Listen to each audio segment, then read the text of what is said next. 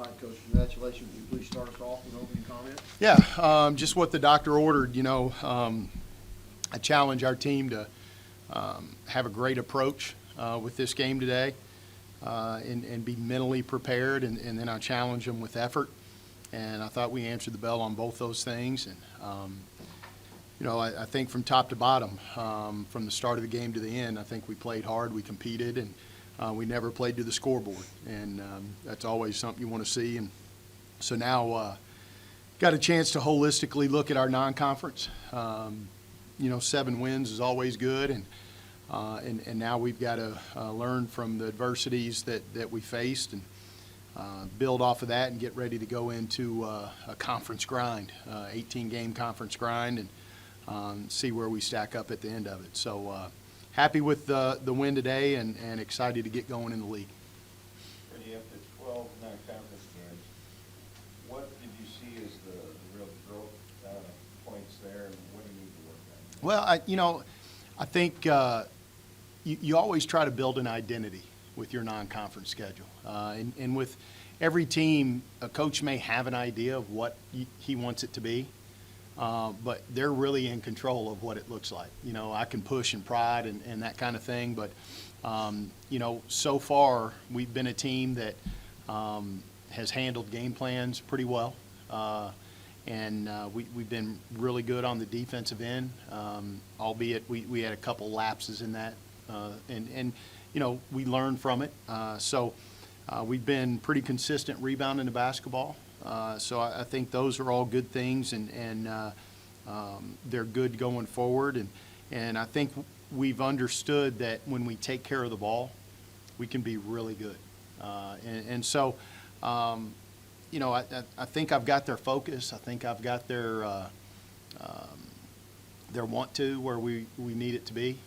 And I think they're ready to get going and get into this conference and just kind of see where they stack up. What's your impression of the conference so far, and how competitive do you think you can be within that? Yeah, I think conference-wide, this is probably about as good as I've seen it. I think maybe 10 of the 12 teams have winning records, and the 2 that don't maybe have 5 wins, somewhere in there. So everybody is gotten better.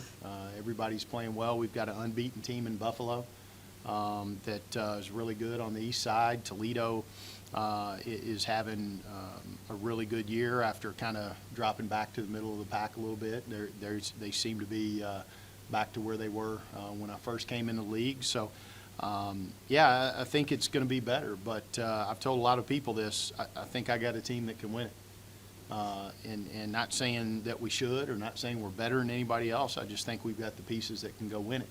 And we know what we have to look like to go do it. So Jill, tell us a little bit about your night. Did you anticipate so quickly getting to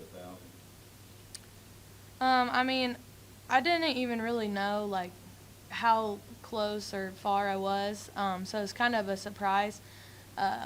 But, it was a big goal and a big accomplishment, and I'm humbled by it, and I couldn't have done it without my teammates, past and present. So just a good night. It felt good.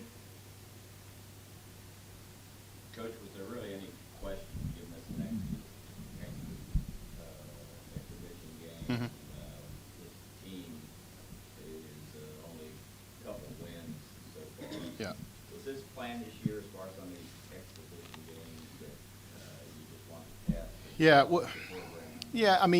for us, this was a regular season game. Kind of the way the rules work a little bit, they can call it an exhibition, and for us, it's a regular season game, so this counts on our end of it. But, the plan was to play this after Christmas a little bit. I think the difference with playing it where we did is it matters how you play, as opposed to playing them early in the season and you just kind of come out and you get yours. We came out and regardless of the scoreboard, we wanted to play the right way. And especially getting ready to go into conference, you want to be on an uptick and you want to feel good about some of the things you're doing. And, and then this was put where it was because, let's face it, as you get to this point in the season, you've kind of got your rotation down, and there's some people that work hard every day in practice that deserve to get out there on the floor and play, and you want to be able to evaluate them when the lights are on. And so to see, Nakia Penny and Bree and Lou and Morgan and those guys that work hard just as hard as everybody that we're used to seeing in the box score, to see them go in and have their own successes. Leah Walker, I mean, you just go from top to bottom with how those kids played, and they deserve those minutes too. So, a little bit different than we've done in the past with where we put some of these games, but it was definitely done with some thoughts behind it. Is this the only game so far that you played Urbana?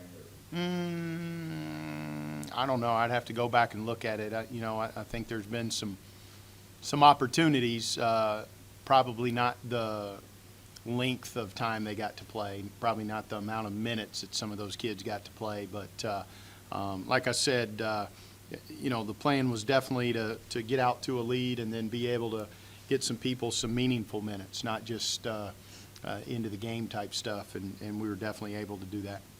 Outside of Buffalo, anybody else to watch? Yeah, I mean, that's the thing. Ohio's good. Buffalo's good. Toledo, Central Michigan. Northern Illinois, like the Lakers right now, they're scoring like 90 a night. So there's a lot of teams that have my attention. Western Michigan's 9-2. The conference overall has had a great non-conference season, and I think because of it, if you look at our non-conference RPI as a league, I think we're somewhere 8th or 9th in the country right now in terms of league strength, and that's because a lot of people are winning a lot of games. So, it should make for an exciting 18 games, but boy, is it going to be a grind. So we're going to have to be tough and be willing to play through it. And road wins are going to be unbelievably big, and taking care of your home is going to be critical. So, we're looking forward to it. Brian, you were 8 of 9 in the first half, and you made all 4 of your 3-pointers. You just talked about how you were locked in from the start of the game. I don't know if I was locked. Well, obviously I was locked in, I guess. But I just have been struggling, obviously, shooting the past few games. And I just tried to not focus on that as much, I guess. And, getting those layups first, I think, helps a lot. And then to move out to the 3, to, watch one go in. And then you're like, okay, you still got this, stuff like that. So not shooting well lately, did that kind of weigh on you? Did you take it home with you? How did you deal with it? it definitely is frustrating when you're shooting all the time and then you go in games and you go 0 of whatever from the 3 and stuff like that. But, it happens to every shooter. It happens all the time. So I just have to play through it. And, my teammates were really great. They just kept telling me, you got to keep shooting. You have to. We need you to shoot the ball. So it's just what I did. I just tried to, not think about it and focus on other things, and it came back, thankfully. Anything else? All right, congratulations. Joe, congratulations. Thank you.